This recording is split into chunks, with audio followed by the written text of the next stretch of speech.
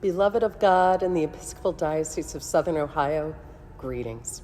I'm the Reverend Canon Stephanie Spellers, and I've been lifting you up in prayer and hope. I'm so grateful now to share with you about what I believe is the calling not to be a bishop, but your bishop. Your stories, values, and longings, and yes, your struggles. They resonate so deeply with me, especially your commitment to God's beloved community. For me, this vision shapes everything. As churches, we're meant to be self-giving communities of love with Jesus at the center.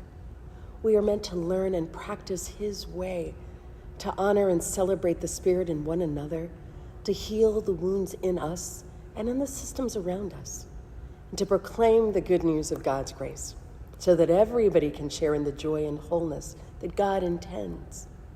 Now, you know, this beloved community is more than a program. It's a way of life, and it's real.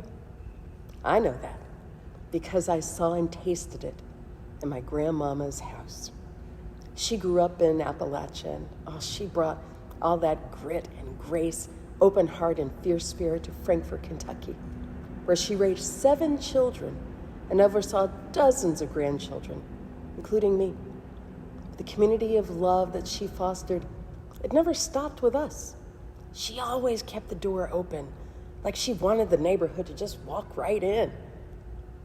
In Miss Fred's house, like in God's house, like in Acts 2, there were no strangers, there were no outcasts, and no exceptions.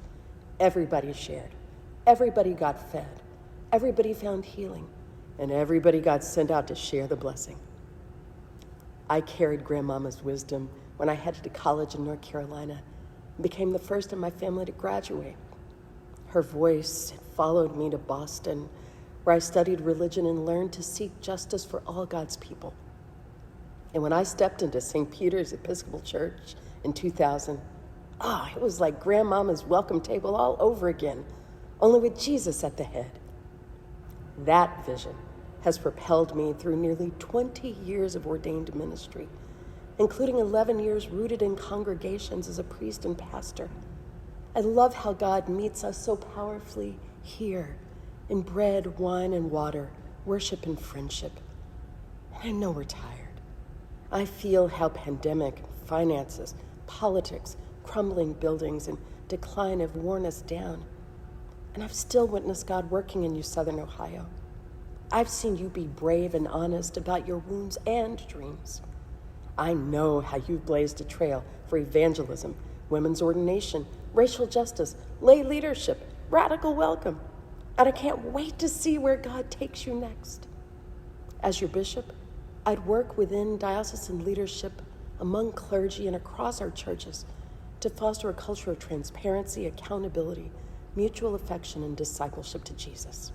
I'd happily drive the highways and byways to dwell and serve God with you.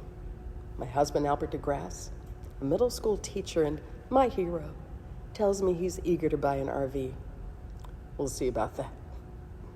Just know this. I long to spend years reflecting back to you your goodness, gifts, and promise. I pray that you'll invite me to join the slow, good work of becoming beloved community by God's grace, by your side, as your bishop.